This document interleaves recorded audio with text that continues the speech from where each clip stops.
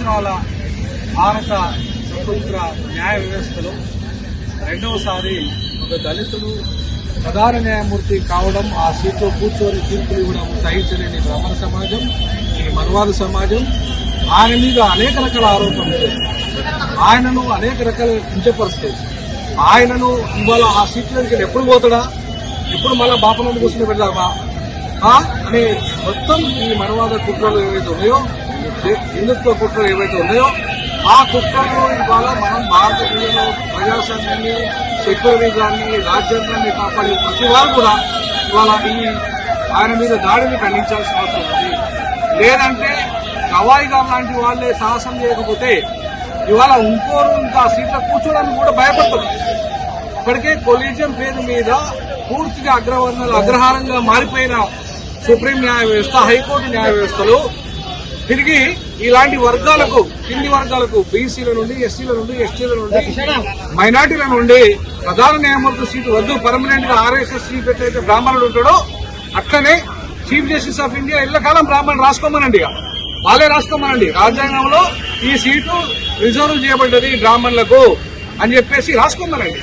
అప్పుడు మేము ఆ జోలికి రాము. ఎందుకంటే మేము మా సొంత రాజ్యాంగం, మేము బాబాసాహెబ్ అంబేద్కర్ రాజ్యాంగం గురించి కొట్లాడతాం, అందరికీ సమానమైన హక్కుల గురించి కొట్లాడతాం, అందరికీ సమానమైన అవకాశాలు రావాలని కొట్లాడతాం.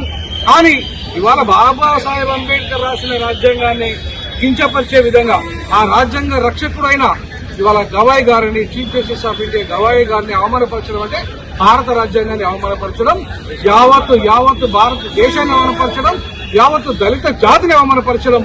ఖచ్చితంగా Telangana high court advocates association, bar association ఈ విషయాన్ని తీవ్రంగా ఖండిస్తుంది. రానున్న రోజుల్లో ఆయనను మొత్తం removal from the advocate service నుంచి తీసేయకపోతే రానున్న రోజుల్లో ఈ ఉద్యమాన్ని మరింత ఉధృతం చేస్తాం. ఖచ్చితంగా RSS ఐడియాలజీ, హైందవ ఐడియాలజీ, రాజ్యాంగం గౌరవం లేని వాళ్ళు అడ్వకేట్ అర్హులు కానే కాదు, న్యాయమూర్తులు అసలే పనికిరారు వాళ్ళు. ఆ ముసుగులో ఉన్న వాళ్ళందరినీ ఇవాళ ఎట్లయితే నేపాల్లో బజారుకిచ్చి తన్నీళ్ళలో, నేపాల్లో బజారుకిచ్చి కాలబెట్టిందో అట్లాంటి విధానం జరగక ముందే మీరు జాగ్రత్త పడాల్సిన అవసరం ఉంది. లేదంటే ఈ వర్గాలు ఏవైతే ఉన్నాయో మీ టాటా తీస్తాయి, మీ సీట్లకెళ్ళి గుంజి మిమ్మల్ని ఇవాళ ఆ రకంగా అంటే ఏ విధానం అయితే ఉందో, ఇప్పుడు మా వర్గాలకు వ్యతిరేకమైన విధానం అయితే ఉందో ఖచ్చితంగా ఆ దిశగా రానున్న రోజుల్లో మేము మాకు ఆత్మగౌరవం లేకుండా ఏ సీట్లో కూర్చున్న ఆత్మగౌరవం లేకుండా ఉండే పరిస్థితి ఉండదు. ఆత్మగౌరవం ఉన్న చోటనే మేము ఉంటాం. కాబట్టి బాబాసాహెబ్ అంబేద్కర్ స్ఫూర్తితో ముందుకెళ్తాం. కాన్స్టిట్యూషన్ కోర్టులో మతం ఏంటిది? సెక్యులర్ రాజ్యాంగము కల్పించిన కోర్టులో మతం ఏంటిది? మతానికి సంబంధం ఏంటి? అసలు మతము సుప్రీంకోర్టుకి ఏం సంబంధము, మతము హైకోర్టులకు ఏం సంబంధము, మతానికి లోయర్ కోర్టుకి ఏం సంబంధము? ఈ క్రమంలో ఖచ్చితంగా రానున్న రోజుల్లో ఈ మతతత్వవాదులు, రాజ్యాంగ వ్యతిరేకులు ఇవాళ ఈ మతాన్ని కూడా రక్షిస్తారు రాజ్యాంగం.